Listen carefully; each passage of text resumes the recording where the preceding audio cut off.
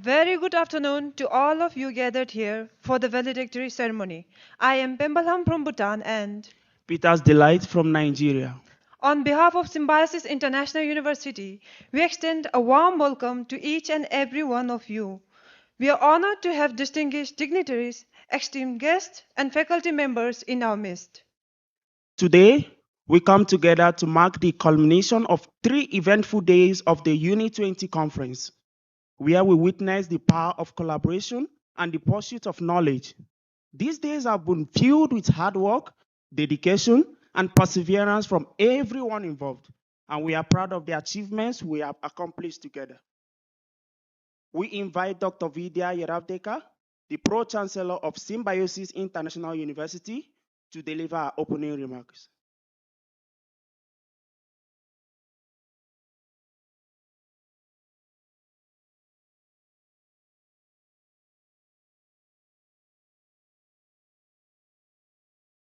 We also request all the dignitaries to come up on the dais.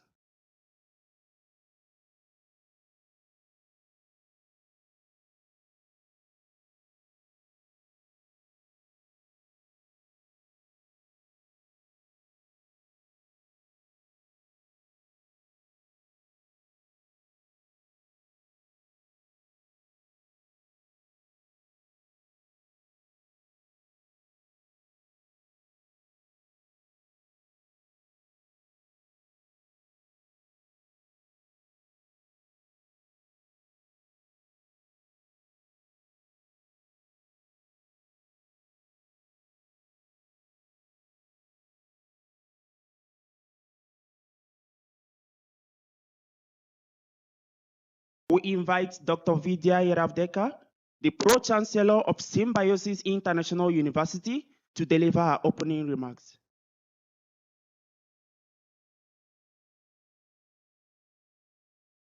The chief guest for the valedictory function of the Uni20, the most dynamic person in the state of Maharashtra, and I would say in our country, Shri Devendra Fadnavis ji, the Deputy Chief Minister of the state of Maharashtra.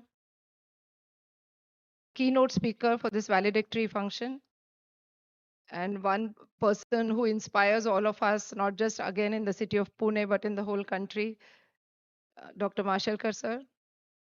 My father, Dr. Muzumdar, the Chancellor of this university and a great institutional builder. Dr. Pankaj Mittal, the Secretary General of Association of Indian Universities, who's always been cooperative to partner with Symbiosis. My dear friend Nina Arnold from World Bank, she heads the tertiary education from World Bank. My colleague Dr. Rajani Gupte, Mrs. Muzumdar, other August members in the audience, and my dear academic friends. So first of all, let me thank you for honoring our invitation. It means a lot to us. It also means that the state supports us in such endeavors. So this 3 days of conference was very exciting for each one of us, right since the time we have been planning it. When Honorable Prime Minister Shri Narendra Modi ji got the presidency of G20 to India, we at Symbiosis were very excited, and we decided that we must, as a university, do a lot of events to not just sensitize our students in Symbiosis, but sensitize the young population of this state, as well as faculty members from different universities. We carried out several events through the year, sir. You're aware of it. The Y20, which was one of the prestigious events where youth from various G20 countries participated. And of course, youth from the remotest of colleges from rural Maharashtra also participated. It was a wonderful gathering right here in this very auditorium. Now, sir, since the last 3 days, we have academics, vice chancellors, principals of colleges, university leaders from across 46 countries. The only two countries that the G20 countries that were not represented were obviously China, and Turkey could not come, but the rest are here. And apart from that, several other countries, so a total of 46 countries, which means that we have already branded Maharashtra and the city of Pune. I'm very happy that this Uni20, which was conceptualized many months ago, also coincides with the G20 consultations, which are happening in the education sector right here in Pune city. Pune being the Oxford of the East, as they call it, and the education hub of India, of our country. It is rightly so that two parallel events, one which are policymakers who are meeting in the Hotel Marriott and discussing policies on higher education for all G20 countries. And here are the ones who are university leaders who will be executing the policies. So the whole theme of the conference was universities of the future. And through the 3 days, we discussed a lot. We were very happy to take many of the foreign delegates to industries around Pune. And I'm glad to inform you that all the industries in Pune were so excited that we had to finally cut down into a few sectors where our academics were interested in. And I hope that they found these visits very interesting. The whole idea is also to bring in a large number of foreign students from these different countries so that they experience what Indian industry is about. And there is an excitement amongst our foreign delegates about the same. For example, Australia, which is one of the largest participants here, and Monica, my friend, is here in the audience, is quite interested in sending their students maybe for an internship or a study in India program where they can spend some time in our industries. And I hope the government of Maharashtra, sir, under your leadership, will facilitate this, because even today, foreign students don't get to intern, nor do they get to work in Indian industry. I think we need to change the law, at least for the state, if that is possible. So we really want to make Maharashtra as an education hub. I know it is your own dream, but Symbiosis, through, of course, Dr. Muzumdar sir's efforts, has contributed to making this Pune city already known to people internationally. But if the state has to be converted into an education hub of our country, it is possible under your dynamic leadership, but there will be a few tweakings that would need to be done, and I'm sure you will be more than happy to do that, because this city itself has the largest number of universities that any other city in India would have. And of course, the state also has a large representation. So in the city of Pune, we have the largest number of academics that you could ever see in any state, in any city in India, and over 600,000 students, and from 150 different countries that they come from all states of India as well. So truly, the city is an education hub, and we can further extend it to the state being an education hub. And again, our dear friend Nitesh Sugunani, who heads the KHDA at Dubai International Academic Cities, will be more than happy to help us. I won't take much time. I would just like to mention at the end that this Uni20 will not just be one-off event. We would like to take these conversations and collaborations further. We also plan, again, through the Obrial Global, another very active network that I represent here in India. We would like to take this to the next G20, which is in Brazil. Mr. Rui Operman was here, who's a very great influencer in Brazil, who advises the president there. And he has assured that we would take this Uni20 to Brazil, and maybe after that, my friends from South Africa will also be happy to take this ahead. So I'm sure Maharashtra will contribute to not just the G20 presidency in India, but will also contribute to the higher education globally. So we want to create a voice of the global South. We certainly want to engage the global South with us. And I think India can play a major role, and more specifically, Maharashtra can play a major role in this. I thank you very much once again. And I, of course, thank Dr. Mashalkar, because his speech is something that we will really are looking forward to, and along with him, the speech of the dynamic Deputy Chief Minister. Thank you.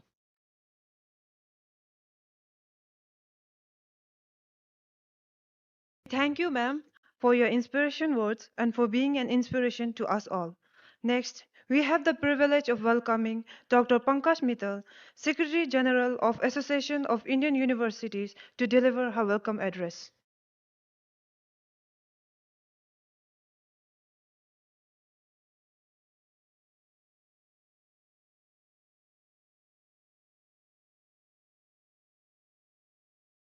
The chief guest of the valedictory program, Shri Devendra Fadnavis ji, Honorable Deputy CM of Maharashtra, Dr. S.B. Majumdar ji, who is the founder and president of Symbiosis, Dr. R.A. Mashelkar ji, former DG CSIR and a very, very eminent scientist, a good old friend, Dr. Nina Arnhold, who is a global lead tertiary education, lead education specialist at the World Bank, Dr. Vidya Yadvekar, who is the Pro-Chancellor of SIU and the brainchild behind this conference. Dr. Rajni Gupte, Vice Chancellor of Symbiosis, and a very, very silent worker. You must have seen her working very silently. Vice Chancellors, academicians, scholars, and dignitaries from India and abroad. Dedicated faculty of Symbiosis, ever aspiring students of Symbiosis, A very good afternoon to all of you and a very, very warm welcome to the valedictory program of the 3 days mega event Uni20, which was packed with back-to-back sessions, excellent speakers from all over the world who spoke on the well-articulated themes of the conference, which covered the entire domain of the higher education. It was a real pleasure to and a great learning to listen to the views from global experts on varied topics, and I'm sure all of you are taking away with you a lot of ideas and action plan to be carried forward in future. The icing on the cake was the excellent arrangements made by Symbiosis, not only for very, very good sessions, but for our comfortable stay, very good, delicious Indian food from various parts of India, and the enchanting shopping experience consisting of saris, scarves, handicrafts, jewelry, and whatnot. Thank you, Symbiosis. Thank you, Dr. Vidya. The industry visits arranged on the day one were very, very educative. It was a pleasant surprise to know that all the big Tata Harriers and Safaris which we drive in are made by small framed all women workforce of Tata Motors. I mean, there are many, many takeaways from the conference, but I know very many eminent speakers are there. I'll just talk about three major takeaways.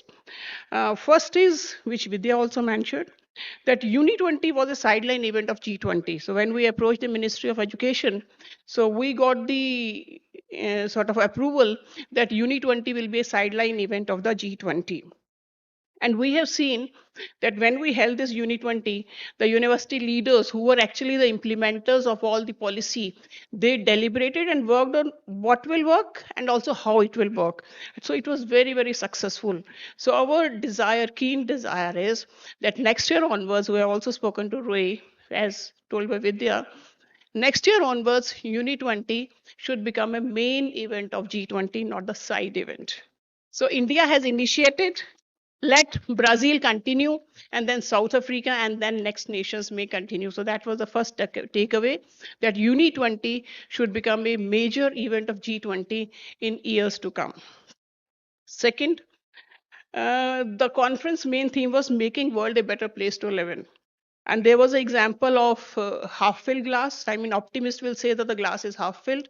The pessimist will say that the glass is half empty. But India is super optimistic. They say glass is neither half filled nor half empty. The glass is fully filled, half with water, half with air. And this is the view expressed by none other than the Honorable Prime Minister of India, Narendra Modi ji, in one of his talks. So, what we want to say is that we need to create a more humanized approach to life based on cooperation rather than competition, peace rather than war, clean environment rather than global warming, and working together rather than working in silos. So this was one of the takeaways. And universities have a very, very great role in this transformation and in creating a better humanized world and creating India or the world as a knowledge economy. Third and the last, which I'm going to talk about, is partnership and collaborations. It was felt by everybody that partnership and collaborations are very, very important, especially in the today's networked world. And many researches have shown that working in isolation will not have. Collaborative learning helps. And even in the world of research, if you talk of field weighted citation index, the researches which are in collaboration with national or international authors are having much, much more higher field weighted citation index. So it is very important to collaborate. So therefore, I would like to thank each one of you for the excellent contribution made by everyone who is present here. And I'm sure we'll cross our paths again. So thank you very much. Thanks for being here, and thanks to the dais, and thanks to Symbiosis. Thank you very much. Thank you very much, ma'am. We request Professor Dr. S.B. Mujumdar, the founder of Symbiosis and the Chancellor of Symbiosis International University, to felicitate Sri Devendra Fadnavis, Honorable Deputy Chief Minister, Government of Maharashtra.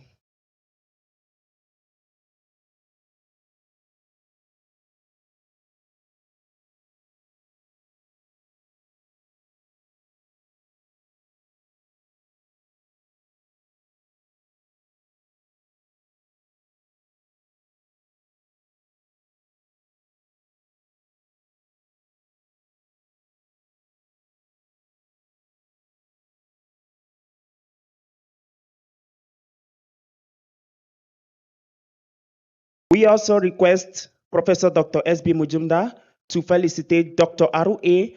Mashelka, eminent scientist and former Director General, CSIR.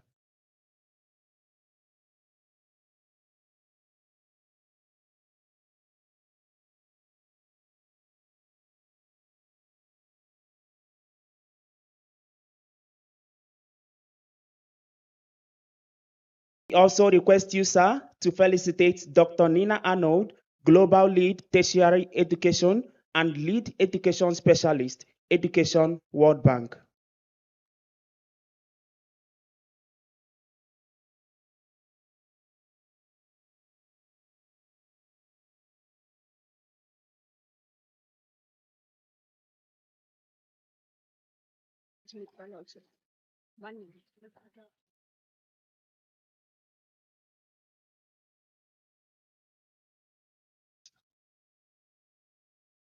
We also request you, sir, to felicitate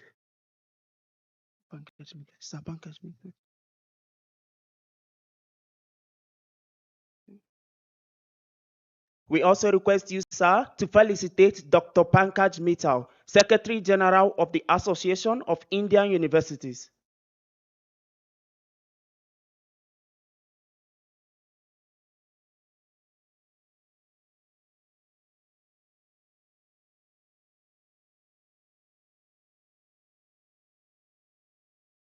Thank you, sir, for your invaluable contributions and for honoring our distinguished guest. Today, we have the privilege of witnessing a significant milestone as Symbiosis International University is awarded the prestigious 2000 word certificate by the Swiss government. This recognition is a testament to our institution's commitment to sustainable practices and innovation. We invite every G20 university to prove their green aspirations and become one of the global family of sustainable universities. The world is one family. To shed light on the 2000 word Smart Cities project, we now invite Mr. Andres Pinkert, the president of 2000 word Smart Cities Association in Switzerland, to enlighten the audience.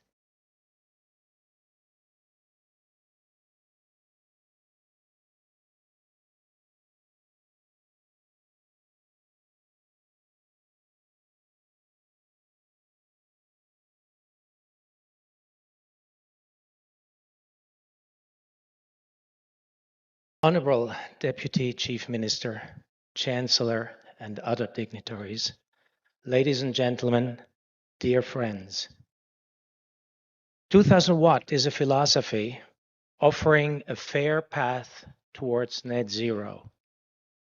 2000 Watt Smart Cities is also a scientific methodology showing how far we are on our way to net zero. Balancing socio-political aspirations. It includes SDGs, it includes ESGs, and helps states, cities, communities, technical companies, and campuses fulfill their promise. Again, net zero. 2000 Watt Smart Cities is connecting the developing world with the developed world by showing who must reduce consumption, but who must also be allowed to develop and prosper. Our 2000 Watt Smart Cities team is ready to handhold stakeholders through capacity building, through consulting, and through building partnerships for a green and better world. I invite every university and every urban neighborhood to follow the example of Symbiosis International University and become a member of this global family of sustainable communities. Thank you.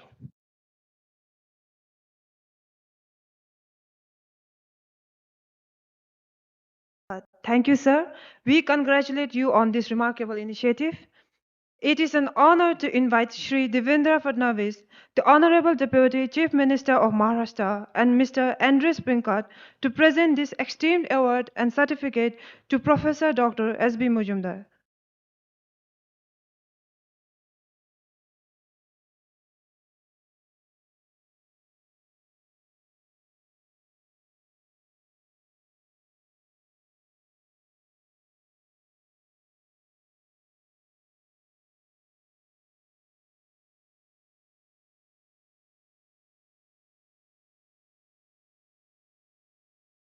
Thank you, sir, for gracing us with your presence and for recognizing our efforts towards building a sustainable future.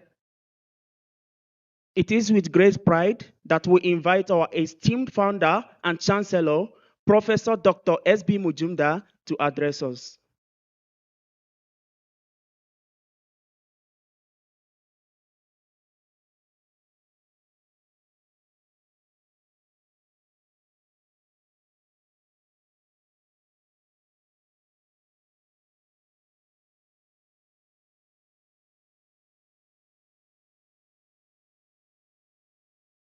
Namaste to all of you. The chief guest for this function, Deputy Chief Minister of Maharashtra, Devendra Fadnavis, Tina Arnal, Pankaj Mittal of AIU, Dr. Vidya, a great thinker of our country, Dr. Mashelkar, Vice Chancellor, Dr. Gupte, distinguished delegates, and my dear students.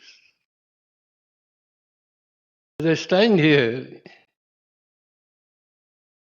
I remember 26 January 1971, when Symbiosis was established as a small international organization, cultural organization, to bring foreign and Indian students together.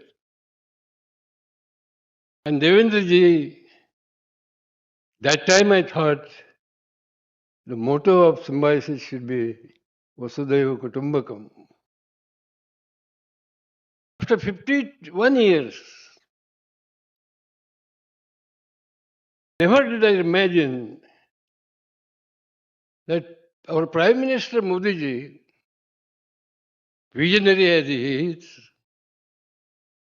would think of the same slogan, same motto of Vasudhaiva Kutumbakam for this G20 council. I have therefore a rare satisfaction, emotional satisfaction, that India has now adopted this slogan of Vasudhaiva Kutumbakam as our country's slogan. Energy have in our auditorium delegates from 47 countries, students from several states of India. You will not find any other place at this time and today to have such high density of intellectuals sitting under one roof. And therefore it is a pleasure for me and for all of us in Symbiosis that you should be here to a chief guest for valedictory function. So there is one word before Vasudhaiva Kutumbakam, and that is Udara Charitanam tu Vasudhaiva Kutumbakam.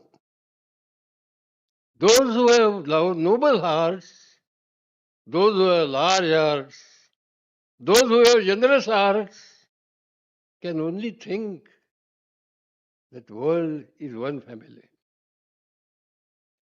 So it is this university which endeavors, strives to make the hearts of students broad, mind, and noble. And therefore, it is a great satisfaction for all of us that we have assembled here to celebrate the great ancient Indian concept of Vasudhaiva Kutumbakam, and you are the chief guest of this gathering. Host is not supposed to speak much, and therefore I only thank all of you, and again I wish you all the best, and therefore my only suggestion to all delegates is, please take the spirit of Vasudhaiva Kutumbakam. Please take the spirit of symbiosis. Thank you.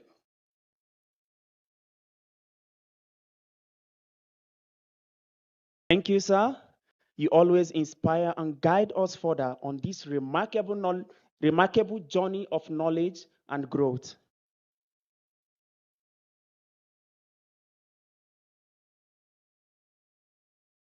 We now have the honor of inviting Dr. Nina Anhold, the Global Lead for Tertiary Education and Lead Education, a specialist at the World Bank, to enlighten us with her thoughts and insights into the future of education.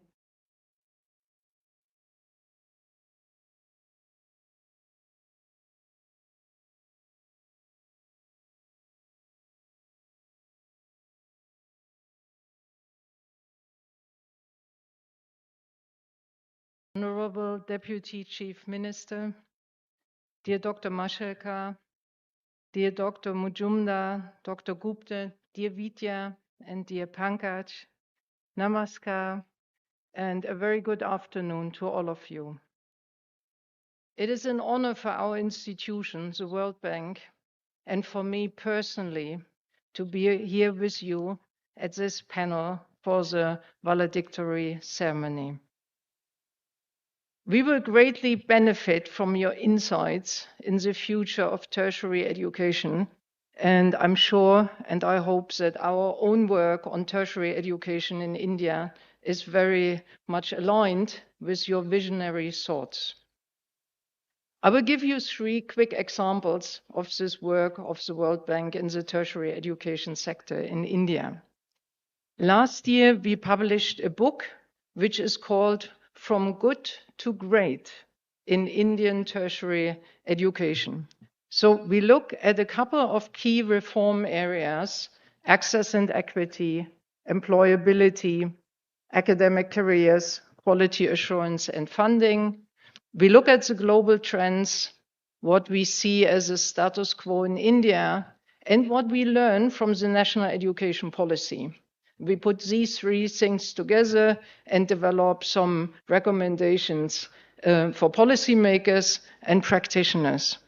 Now, this work wouldn't have been possible without a group of helpful and critical friends, and a few of them are actually here. So Dr. Vidya was part of this group, also Dr. Pankaj, and we had Mr. Kumar connected via VC. So we had a help from a lot of friends. A second example is, some of you might know that the World Bank has state-level projects in India. However, we have also large central-level projects. And just a few days ago, with DEA, we negotiated and signed a new large project in the tertiary education sector with a project volume of over 500 million US dollar. Focus is going to be on technical education. The project covers 15 states, and we are very, very happy that Maharashtra is one of these states. Now, we will work with all these 15 states on different reform areas, but we will work with a few as some kind of pilot states on more advanced reforms. And this is actually why we already came a little bit earlier. We were already here last week to visit some of the institutions and to talk to the Department of Technical Education how we can go about this joint work on reform pilots, actually. So we are very much looking forward to working with Maharashtra on this. A third example is we also work on the regional level and on international collaboration. And this is a topic very important to us. So, for example, earlier this month, we brought together 7 UGCs or equivalent bodies from the neighborhood, and we launched a new reform on regional collaboration We see a strong rationale for this because of the problems we are jointly facing, and we've heard a lot about this, especially with regard to climate change. And these problems affect all of us. So we have a joint interest in getting better, and some of this getting better happens through knowledge exchange, and this event is an excellent example, actually, of this. A few modalities for such collaboration can be indeed knowledge exchange, collaboration on quality assurance, or a joint development of recognition tools, which makes it easier to work with other countries. And of course, India already has developed many of these tools, so other countries are eager to learn from this. Which brings me back to our event here at Symbiosis. I would like to express my deep gratitude to Dr. Majumdar, Dr. Gupta, to you, Dividya, and to the entire team, to each and everyone at Symbiosis, for being such spectacular hosts. So food and cultural program were superb. The sessions were excellent and thought-provoking. And actually, I enjoyed all of them, and I learned something from all of them. But just let me give you two examples for things which will stay with me for quite some time. Dr. Sehole from South Africa reminded us that if we want to be serious about equity, it's not only about the big things. It's not necessarily about the 3D printer, but it is about the bus stop, which the students need in order to get to their institution and to institutions covering their basic needs. And we learned that this was a very important founding moment for Symbiosis as well, to look after other students, to see their needs and to cater to these needs. So we are very grateful for this. The second and last example I would like to give was a speech by you, Dr. Majumdar, yesterday. You reminded us that there is no meaningful education which is not focused in values. And these values relate to our joint appreciation of living in a democratic society. I grew up in a society which was not democratic, so I can tell the difference. So this is a joint appreciation which we have. This is something which is very important to me. It is about individual and communal well-being, and we've heard a lot about this in the last days. And it is about developing and keeping an open and curious mind. I think I speak for all of us that this speech has really made a deep impression on us. Thank you very much for this.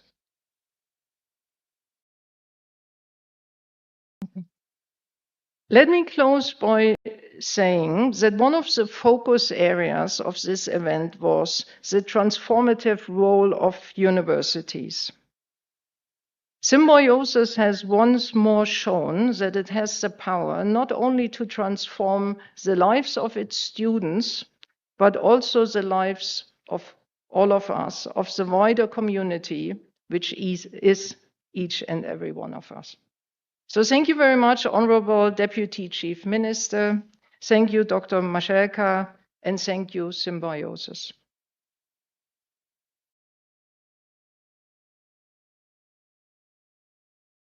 Thank you, ma'am, for sharing your wonderful thoughts. Your expertise and deep understanding of the future of education has enlightened us and ignited further discussions on the transformative power of learning. We are delighted to have Dr. Aru A. Mashelka, an eminent scientist and the former Director General of CSIR, here with us. Dr. Mashelka's contribution to science and innovation have been truly exceptional. We invite you, sir, to deliver the keynote address.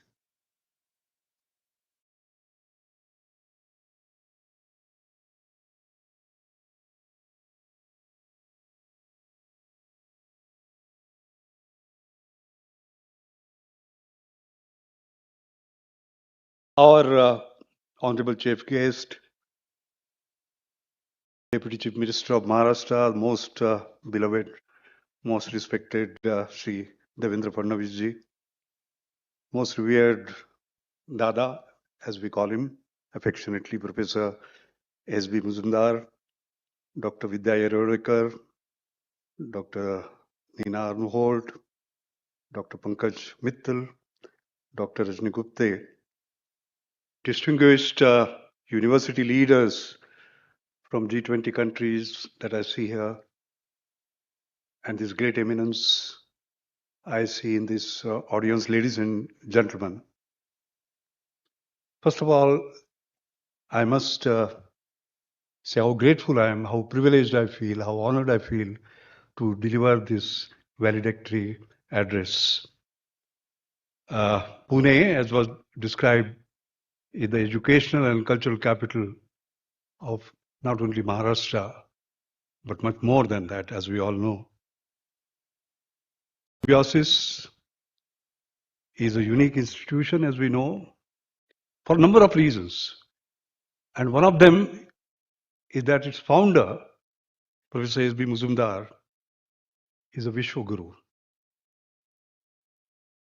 He is, to translate it, I think I cannot have an exact English description of what I say as Vishwaguru. An extreme visionary. Because of him, we have seen this great institution that has been built. In fact, Symbiosis is an institution, but I would say Dada himself is an institution, a great institution.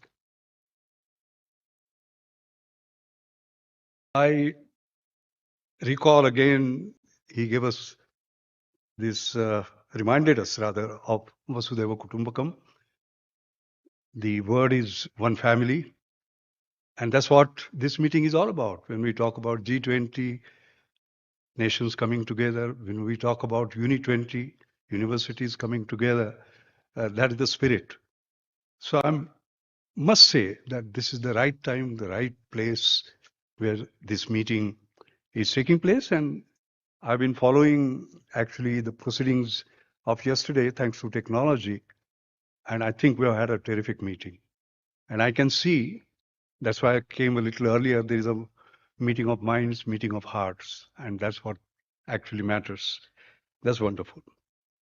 I have to go back to the topic that we're discussing, the future of universities, making the world a better place to live, and the transformative role of universities. I think the first question is, what is a better word? There I have a very simple definition. We are 8 billion people in the world.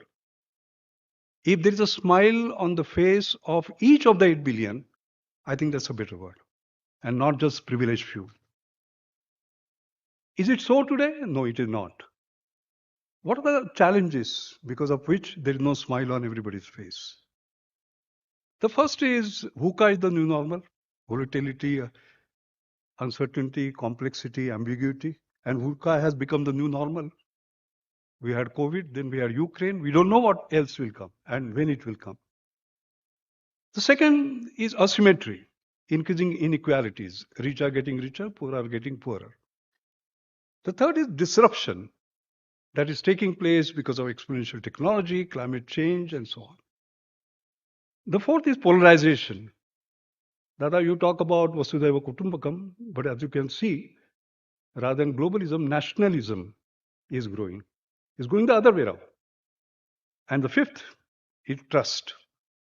I think there is a great trust deficit because the institutions which society built, actually, we have to ask a question, can we trust them and are they sort of trustable at this point in time?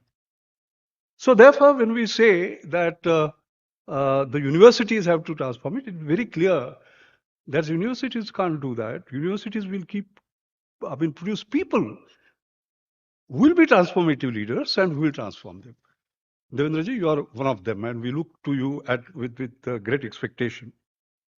And therefore, we have to look at each of these global challenges and see what education can do. Take, for instance, VUCA, volatility, uncertainty, complexity, ambiguity.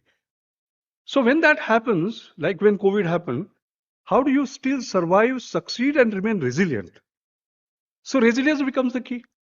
Now, what are the features of resilience? agility, adaptability, resilient thinking, autonomous innovation, I mean, whole range of things. So we have to ask ourselves, in your universities, is there a subject called resilience? Are we building those attributes on resilience? Are we testing the students out on resilience?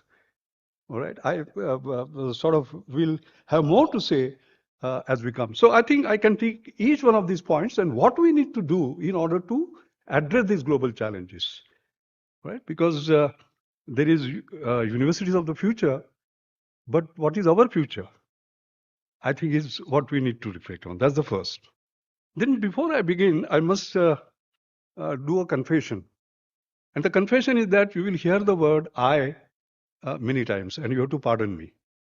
Because I'm 81 now, and I've seen a lot in my life. So what I'm going to talk about is based on the book of my life.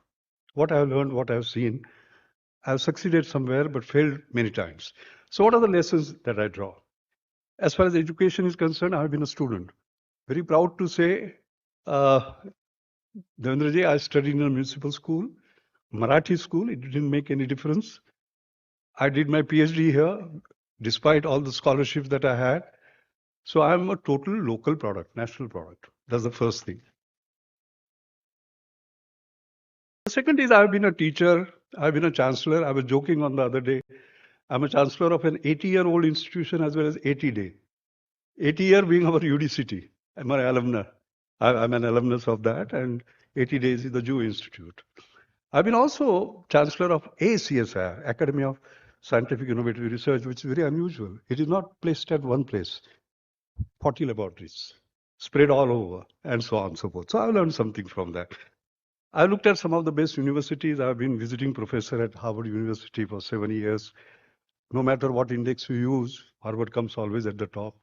So some glimpse into what makes Harvard what it is, or University of Delaware in US, or Monash University. I've been visiting professor there for 15 years.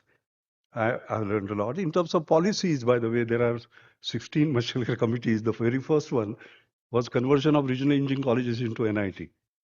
And the last one, Maharashtra government, the new education policy, its implementation. I'm very happy that under dynamic leadership of Devendra ji, the way we are moving on, implementation of this is actually phenomenal.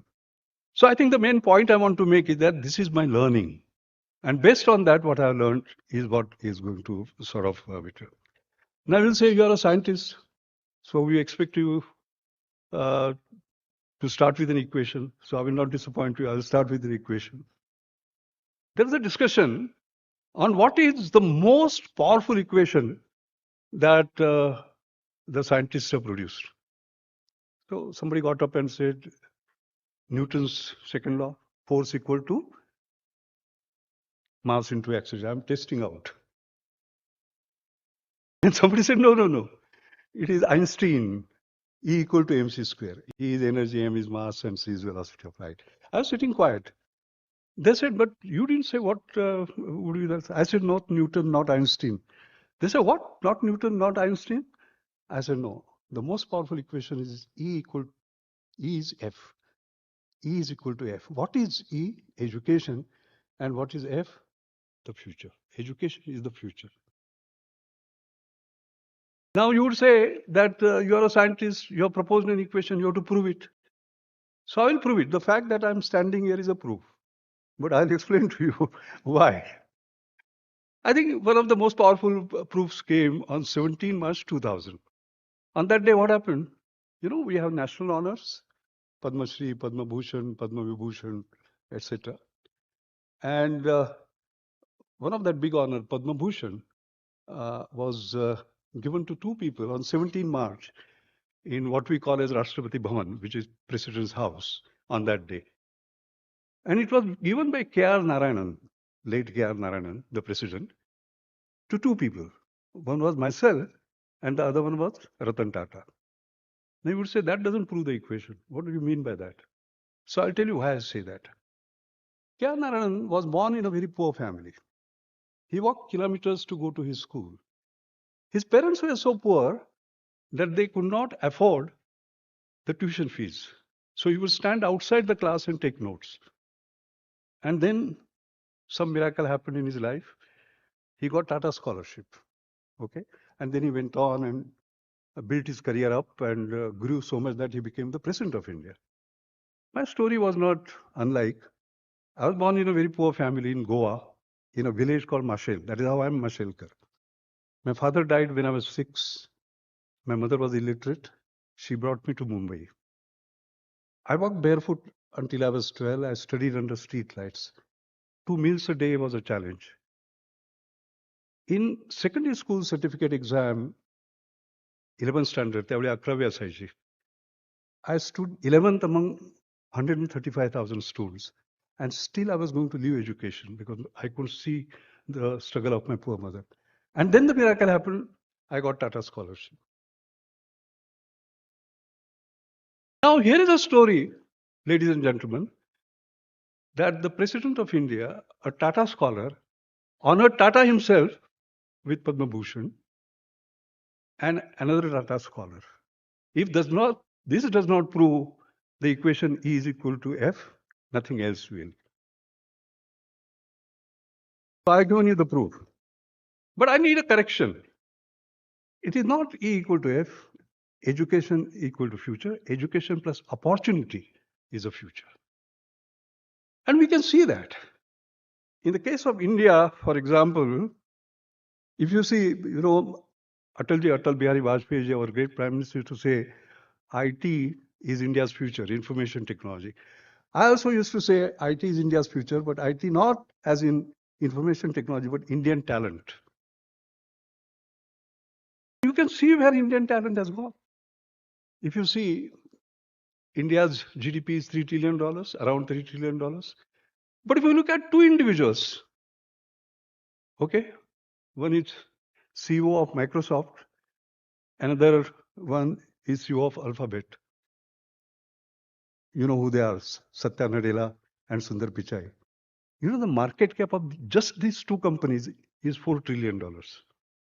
So it is very interesting that the Indian talent, is presiding over the fortunes of a $4 trillion company, just two companies. And that is where this opportunity issue, education plus opportunity issue, basically actually comes up, and you can see where they can go. In this particular talk, Vidya has given me 20 minutes. I will try not to exceed it, but might exceed it by a couple of minutes. I'm going to harp upon three things. The first is inclusion, second is integration, and third is innovation. No matter whether you look into the 21st century, 22nd century, 25th century, these three are going to be valid. Inclusion, I have already talked about, because when I mentioned my story, I was going to be excluded, but I got included because of the education. And we need to actually move that forward. But I think what is going to be important is right to education, and right way of education. All three are important. Right to education, yes, India has moved, Africa has moved, Latin America has moved, US has moved, all of us have moved. But the right education is going to be the crux. And Dada, therefore, when you talked about insaniyat, when you talked about humanity, when you talk about morality, ethics being the key, that is what is very critical. The challenge that we are going to have, and we have had special sessions, I think, on the digital world, but let me tell you about the biggest challenge we are going to have. And the biggest challenge are the digital natives, which include young people, which include children. I'll give you an example. As I said, I'm going to take you through the sort of story of my life. I have a friend, and he brought his grandson, Ved Gujar, to me. You know what is the age of Ved Gujar? 8 years. And he brought him to me during COVID, by the way. And he said, we have a problem with this child. I said, what is the problem? He said, he knows everything. I said, how can that be a problem? I said, sit down. What is your favorite subject? He said, all subjects.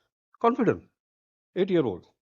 I said, no, sit down. And that time COVID was prevalent. So I said, let's talk about biology. He said, all right, test me on anything. I said, what is the difference between bacteria and virus? Right answer. Then I raised the bar. I said, tell me, I heard something like mutation. What is mutation? Perfect answer. Then I raised the bar. I said, what is spike protein? Then he was not exact, but approximate. Then we went to DNA. Then I had my iPad where Professor Watson, who got the Nobel Prize, he and I are having breakfast. That was a photo. So I said, who is this fellow? Couldn't recognize. Then I said, Watson. Tuck came the answer. Watson and Crick, Nobel Prize, which year? And he also said, 8-year-old, that there was a third lady who should have got it. 8-year-old. Then I said, you know so much about Nobel Prize? So who is the scientist who has won 2 Nobel Prizes? Madame Curie, immediately, including here. Then I said, no, Linus Pauling has also got. No, sir. The first one is for science and the second one is for peace. 8-year-old. And Devendraji, he had not gone to school for 2 years because of COVID. This is your new student. What are going to be our new teachers? That is a big challenge. So I think when we talk about future ready students, we have to talk about future ready teachers. Ask ourselves, and that has to become a point. In fact, the role of teachers themselves is going to be important. The other thing I mentioned about was about right education. Now, I heard somebody say that 2/3 of the children in senior classes will end up in jobs which don't exist today. Now, you teach for jobs, isn't it? Now, you don't know what jobs are going to be, what are you going to teach? And therefore, some permanent competencies are very important. Like, for example, dealing with complexity. I just now told you about VUCA word. Dealing, having creativity, critical thinking, emotional intelligence, then ability to co-work. Because this debate about man versus machine is wrong. It is man and machine. It is not robots, cooperative robots. So how do you, and are we testing our students for domain knowledge or are we testing them for these abilities? What do we need to do for universities of the future? I think these are issues that are very sort of important. Having talked about this, let me move to the second part, which is the integration. Integration, and we talk about collaboration, cooperation, etc. I'm merging that all because it's really working together. I think the first thing is that it has to be, integration has to be in the entire chain, learning, doing, delivering. Integration has to be across disciplines, integration has to be across borders. For example, education, it disseminates known knowledge. Research, it creates new knowledge. And innovation converts knowledge into wealth and social good. And of course, for that, you require entrepreneurship because you can't create wealth unless you are an entrepreneur. And therefore, integration of this in every university becomes important. You can't just be teaching. All right, that's the first. The second is access across disciplines. I remember this Queen Elizabeth Prize of Engineering, which is equivalent to Nobel Prize in Engineering. I became its jury member. And they had interviewed me on what is the branch of engineering which is going to be most powerful. And I said, not chemical engineering, not metallurgical engineering, not mechanical engineering, solution engineering. Your ability to solve a problem in terms of getting all possible disciplines together is the key issue. In fact, in 1995, I had given this borderless chemical engineering science talk, P.V. Danker's Memorial in London, where we made this point about borderlessness between even engineering and science. Forget about boundaries between science breaking, like biology, chemistry, physics, but also between engineering and science. And there is a big debate in MIT on that subject a little later. How do we create borderless minds, for example? That's very important. I mean, if you look at Venki Ramakrishnan, our Nobel laureate, Devendraji, his BSc was in biology, his PhD was in physics, and his Nobel Prize was in chemistry. So what are we talking about? In fact, this ACSR that we have created, basically Academy of Scientific and Innovative Research, I was its first chancellor. We have made it possible even for an engineer to get a PhD in life sciences.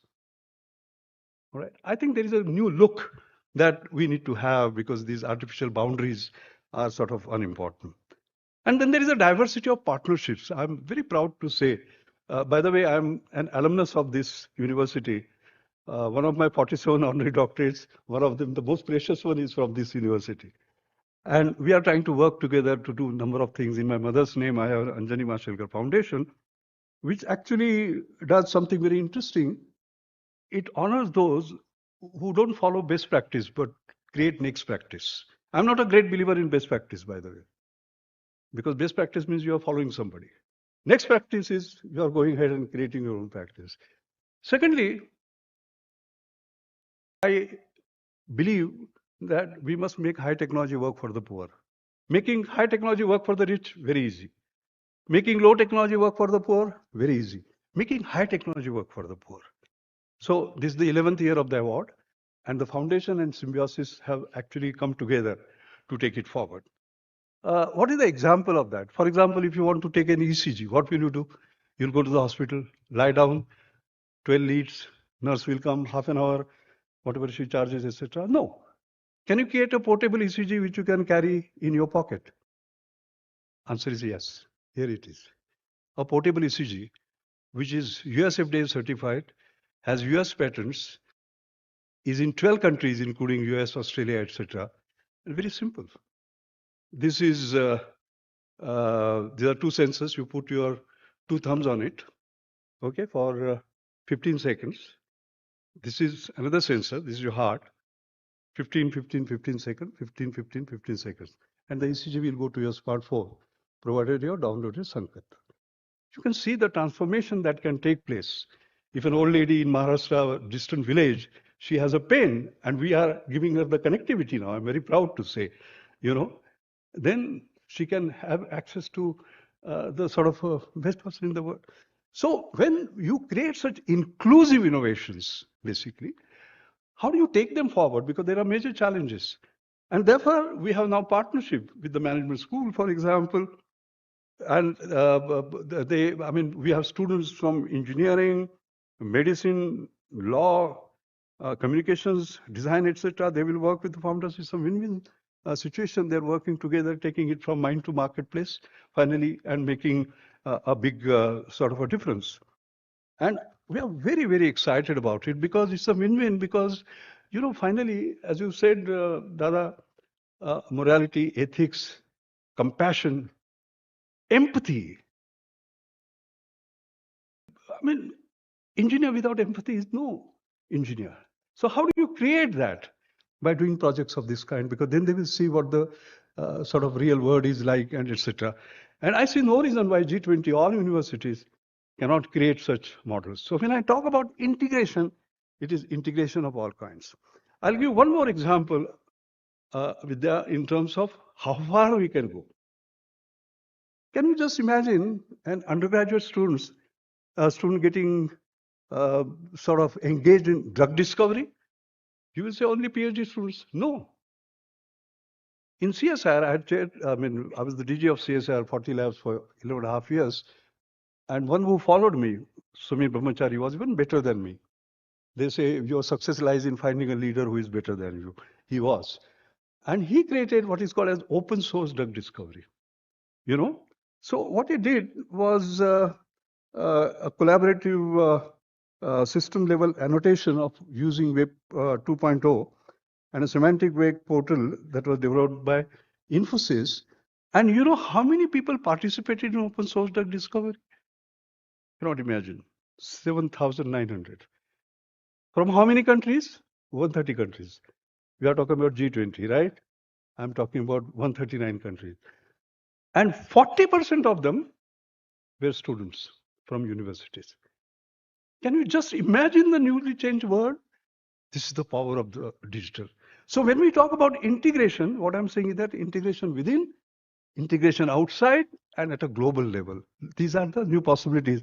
You might say, that's fine, but what came out of it? Devendra, a new drug has come out, which is for multiple drug resistance TB. Because we worked on TB because that is our problem.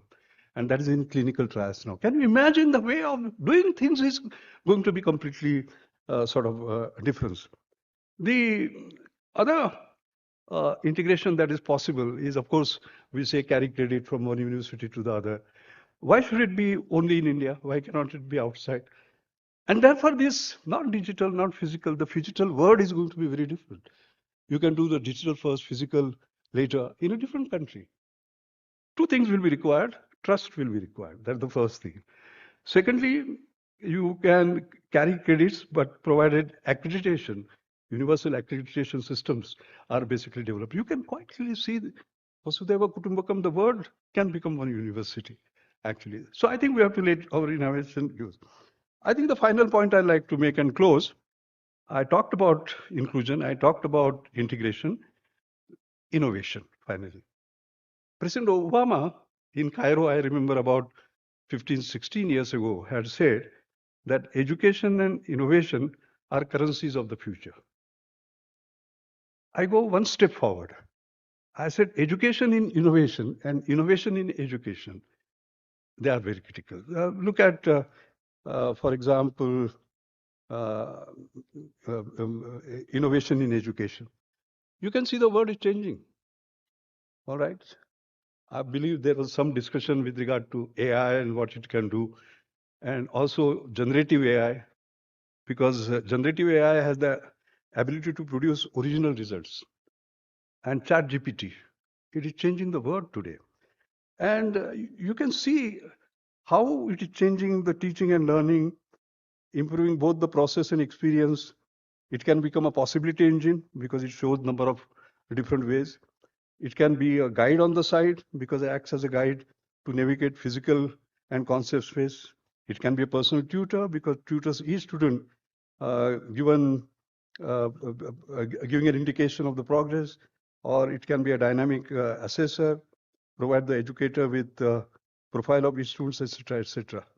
So therefore, there are many benefits. But at the same time, there is a deep concern. There's a deep concern because academic integrity is an issue, plagiarism. There is a issue about lack of regulation. At the moment, there is no agreement.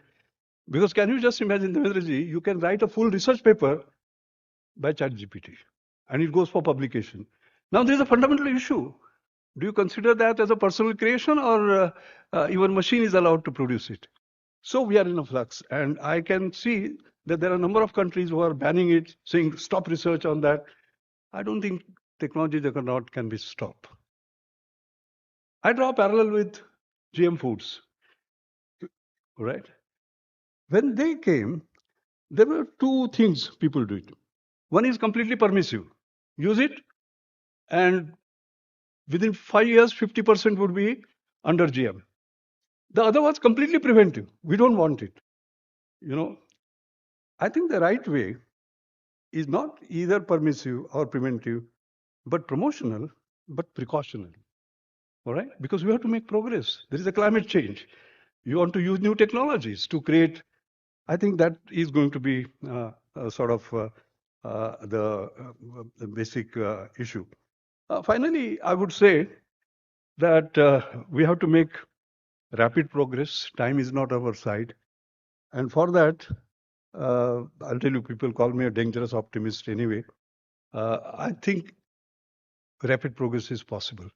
We had this Asia Economic Dialogue recently, which people are considering as sort of Davos of the East, Pune International Center. And there are many issues that basically came up, and one of them was Global South. Global South has been left behind. Can it actually go forward? I have this book. I'm not trying to publicize the book. I'm trying to say that the spirit of the book is very important. The title of that is Leapfrogging to Pole Vaulting. Bedukudi te Hanumanudi. The subtitle is very important. It says creating the magic of radical yet sustainable transformation. How can we do that? So we talked about entrepreneurship, for example, and I believe Atul Kothari yesterday made a statement about the sort of funds raised in US by 3 universities is more than our foreign direct investment. All right, but you started 50 years ago. If you just see what India has done, 2016, we had 450 startups. thanks to our Prime Minister's visionary policies on Startup India, you can see that 450 in 6 years has gone to 90,000, 200-fold increase. That is the exponential part of it. That is the pole vault part of it. You talk about Unicron, $1 billion market cap. Until 2016, there was one per year. Now it is one per week. In 2021, there were one per week. To be precise, 44, not 52, but almost. That's the change. That is sort of pole vaulting. And the good news is 50% of them come from tier 3 cities and tier 2 cities. Can you just imagine? That is because of the digital access that everyone today has, very affordable access. I think the point I'm trying to make is that please don't look at the current status. Say we have 6,000, you have 100. You look at the slope, where we are going. Because if you continue with this doubling habit, I think what can happen is actually anybody's sort of guess.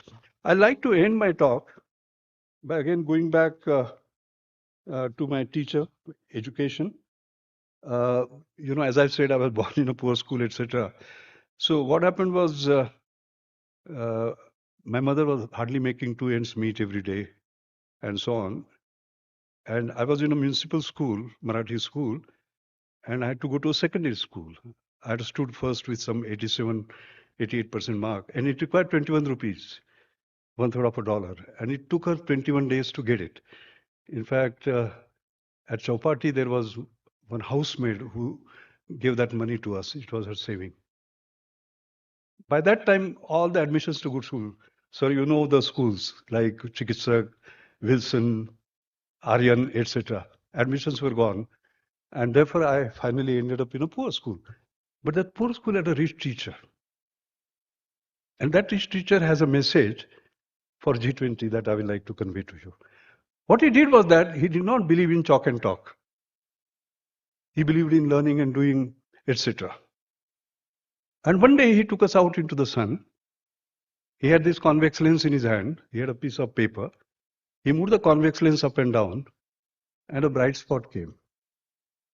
When the bright spot came, he told us, this is the focal length. Then he held it for some time, and the paper burnt. And when the paper burnt, he turned to me for some reason, and he said like this, if you focus all your energies, you can achieve anything in the world.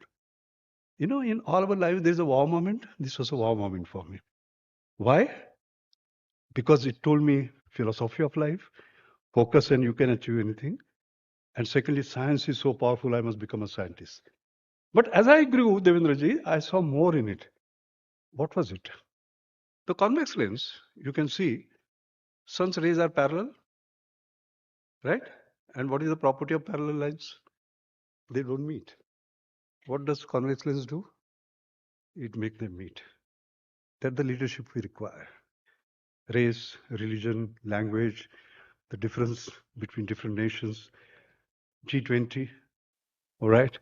How can we create convex lens leadership to bring all together and create that energy of that paper being burnt or the equivalent of it? That's what we require.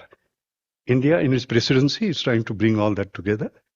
I'm happy Brazil is going to be there, then South Africa is going to be there, and so on and so forth. I think if we create that leadership, then forget about those 5 grand challenges that I talked about. We will create a world where there will be a smile on the face of 8 billion people. Thank you.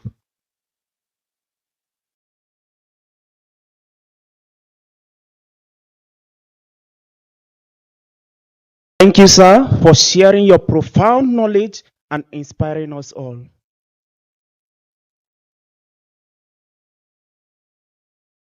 It is a privilege to have Shri Devendra Fadnavis, the Honorable Deputy Chief Minister of Maharashtra, as our esteemed chief guest. We invite you, sir, for your address.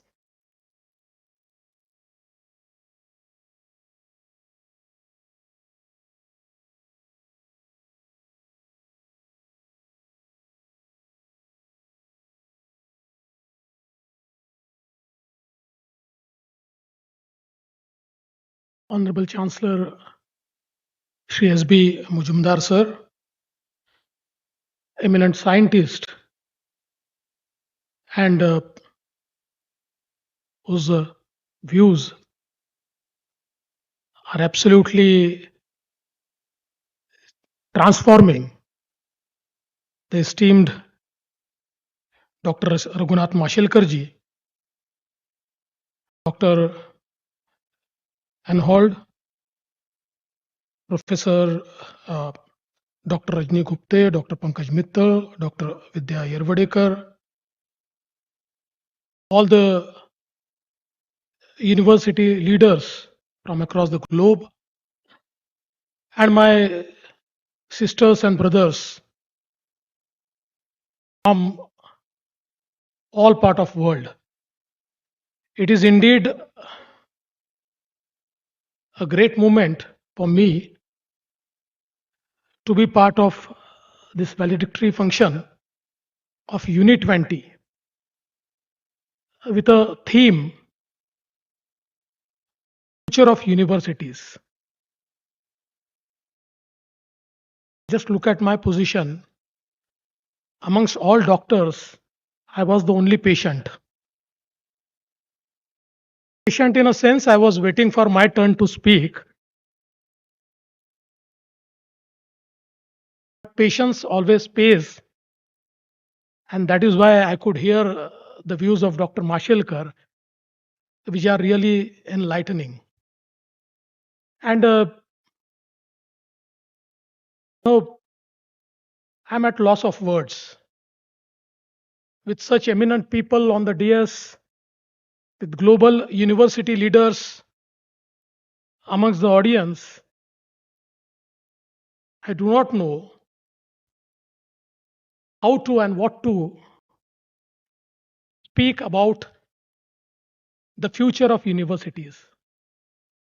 But let me tell you, I represent a fraternity which can tell Sachin Tendulkar how to play cricket, or Messi how to score a goal, or Rafa Nadal how he should use his forehand. So I think if you ask me, describe the future of universities in one word, I would say Symbiosis International University. That is the future of university. I think when we talk about education, the Indian ethos have always been about holistic development of a person.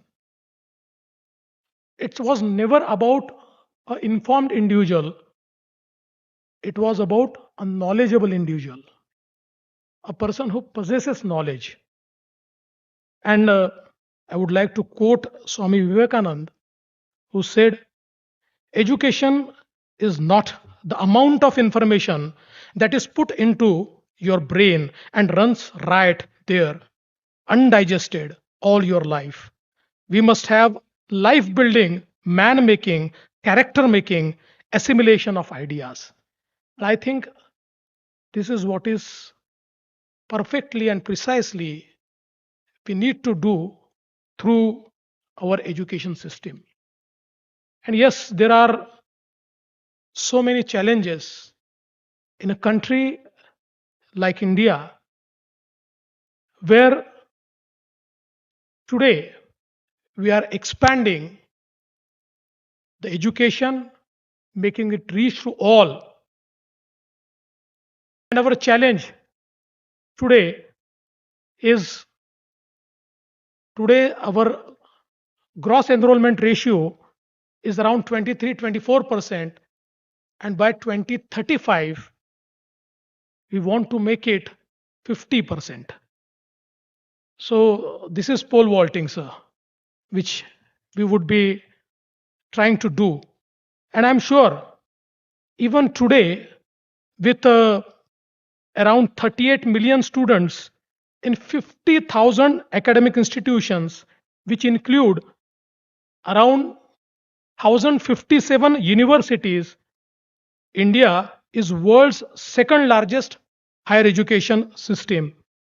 And I think just second to China, but every fourth graduate student globally is an Indian. And I think we take pride today because when we started after our independence, in the first election, when people started voting, actually, the amount of people who were educated or just used to know how to write and read was 18%. And from there, in last 75 years, we have reached now at a stage where we are the largest education system in the world. And now around 23 Indian universities are amongst first 200 universities of world. Hopefully soon these 23 will be also amongst first 100 universities of world. The way we are progressing and the way we are focusing on quality of education, I think that would really transform the entire education space. Of late, India is also amongst top 10 countries who are actually investing in innovation. There used to be always a talk that India is a country which actually doesn't invest in innovation, but that is not a case now. And as rightly said by Dr. Mashelkar, the IT, the Indian talent, is now leapfrogging or pole vaulting in the space or arena of innovation as well. And now with the new education policy, I think this new education policy of 2020 is something which is making Indian education future ready. I think it has opened doors for all the best practices. It has opened doors for the world to come to partner, and it has also given opportunity to the Indian universities to partner with the global universities to provide best of the education to the students, and also to create global citizens with values, ethos. And I think when we talk of university education, of course, it has to be value based. As rightly said earlier, it has to be value based, because without value, the education is of no use. I think G20 or Uni20 is also an excellent platform where a lot of collaborations can happen. When all the global university leaders are here and when they interact, I think with this interaction, a lot of best practices are exchanged and new ideas would come which can be carried to their respected universities. So I think this event will be a transformative event in the history of G20 countries, especially the G20 universities. In India, while focusing on the higher education, there were three pillars: expansion, inclusion, and excellence. It was for access, equity, employability and quality. And I think right now, the inclusiveness of Indian education system is very good. We have devised many ways to include all the vulnerables or all those who aspire to take university education. And I think this inclusion is something which is bridging a divide in the society. But I think now is a time where we focus more on excellence. We focus more on employability, because we all know that in 20th century, the biggest challenge was exploitation. People were exploited. There was a fight against exploitation. But the biggest challenge in 21st century is to stay relevant. The times are changing with such pace that what was good yesterday is obsolete today. And that is the biggest challenge before our education system to stay relevant. The disruptive technologies are changing the world in one single day. And today, the mantra is learn, unlearn, and relearn. Unless we adopt this mantra, we won't be able to cope up with this change. I think in India, our last education policy was drafted in 1983. And it was good enough for 30 years. Then we started feeling that we need to change it. But today, every 5 years, things are changing in such a way that they are making all the things which we used to study obsolete. There will be a different situation in 2025, another situation in 2030, and absolute different situation in 2035. So I think the biggest challenge before our universities is to be future ready. And when we talk about future ready, the technology is changing lives of people. And technology is a force multiplier. Technology is a leveler. Technology is something which actually doesn't recognize whether you are man or woman, whether you belong to a caste, color, or creed, or to any religion. It serves everybody. But that technology has posed a lot of challenges. And I think the solution to those challenges will also come from technology. As rightly said by Dr. Mashelkar, that if the entire thesis is created on chat GPT, what to do?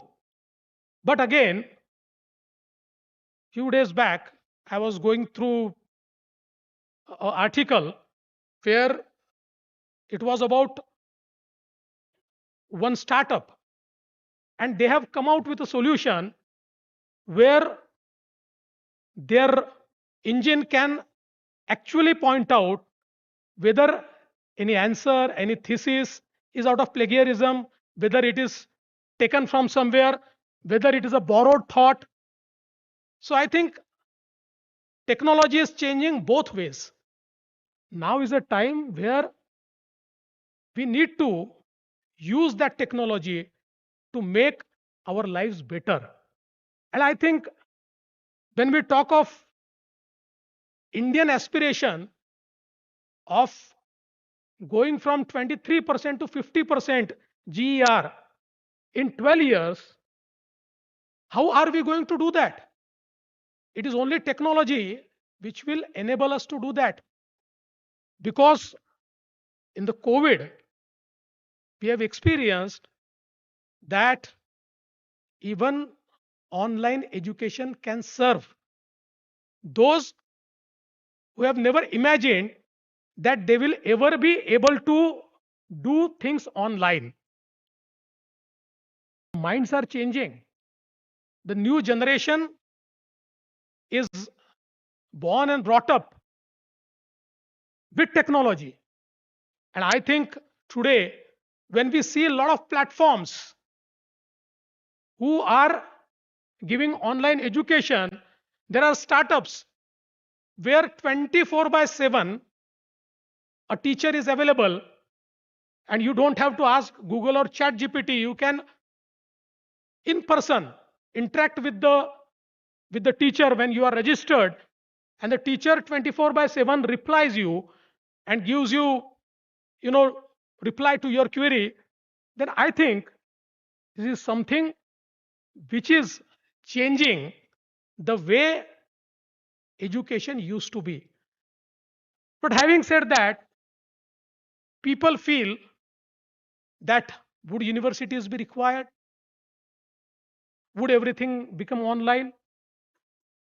I think that's not the case, because ultimately we are social animal. We require people with us. We require friends. We require people to study with. And I think when people come together, ideas are born. And that is why universities are the platforms where the ideas are born, where people interact with each other, where their minds interact with each other and come up with life-changing solutions. And I think if we embrace the technology in proper way, we will be able to cope up with the challenges put forth by the technology. Now, data science is something which is changing the lives of people. We all have been hearing that data is new oil, and data has surpassed oil in its real value. And that's a real case. I mean, I was hearing a talk of, you all know Harari, and I was also frightened when he said that tomorrow minds of people can also be hacked. Until today, we could hack the machines. But he said there will be a time, or the time has already come, where the machines will understand humans better than the human understands, because we are spending so much time on different platforms that those platforms are actually, with our data, they are able to predict what are our habits, what we like, what we dislike, how are we going to behave. And I think that is a way through which minds of people can also be hacked. So I think when we say that this is interesting time, this is also challenging time. But I am sure that humanity and the human minds have stood tall in every challenge. And I think universities are the places where challenges are accepted and solutions are offered. Today, our universities have become startup hubs. So many new startups are actually being posted in various universities. Recently, IIT Mumbai, IIT Bombay, we had interaction 2 days back with them, and we are starting a drone center with IIT Bombay. And it would be one of its kind, where everything will be centrally monitored. Today, you have different pilots using different drones.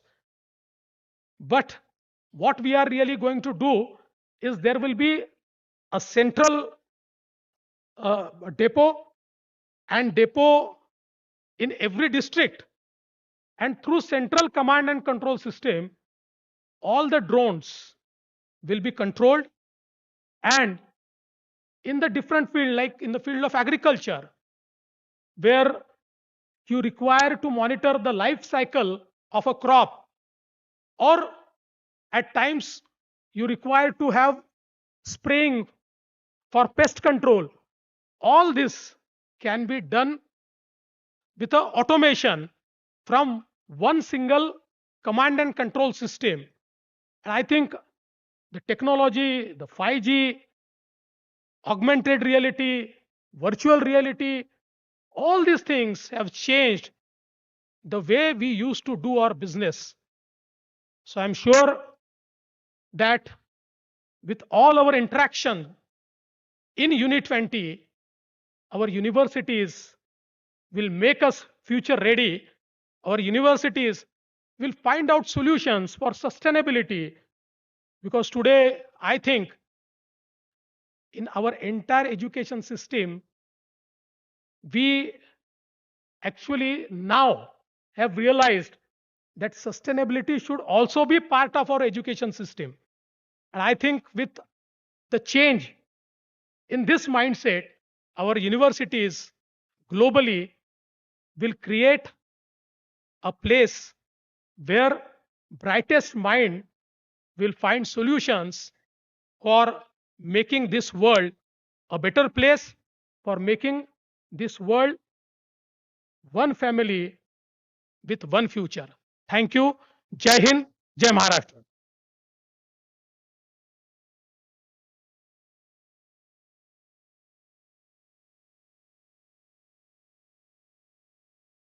Thank you for your recognition and support towards the importance of education and its transformative impact. We are grateful for your impactful and encouraging words.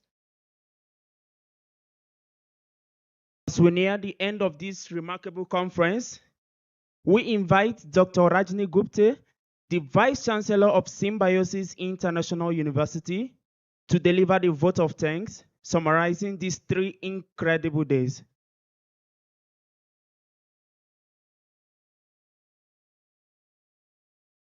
Good evening. I know that all of you are possibly thinking of your flights, but I think this is the right opportunity for me to express gratitude and for everything that has happened in the last few days. So if you'll bear with me, I will be very, very quick.